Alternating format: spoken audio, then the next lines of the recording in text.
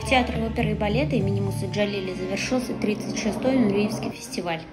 На гала-концерте было два отделения. Первое – постановки с современной хореографией и второе – классические партии. Но нам интересно лишь первое, ибо именно в современных постановках мы видим развитие балета и в целом Нуриевского фестиваля.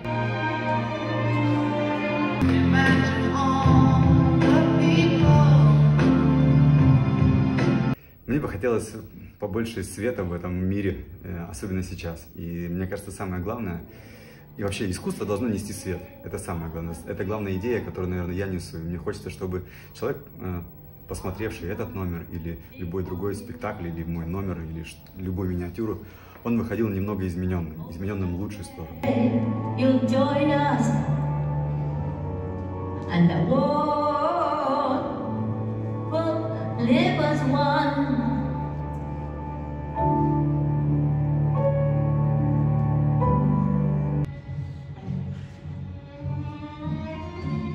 Радует, что на фестивале состоялась премьера. Солист казанской труппы и хореограф Александр Кагеджи поставил номер, посвященный 150-летию композитора Рахманинова, сюиты Рахманинова. За роялем был Евгений Михайлов. Очень танцевальная музыка. Даже удивляюсь, что он никогда не написал произведение именно для балета, потому что у него столько эмоций, столько страсти, столько краски в музыке, то очень хорошо ложится на хореографию. Нас радует, что постановками современной хореографии занимаются молодые и талантливые хореографы, а участвуют в этих экспериментах такие же молодые и талантливые танцовщики. Казанской труппы и приглашенные танцовщики из театра балета Якобсона из Санкт-Петербурга, из театра Станиславского и Немировича Данченко из Москвы и Большого театров.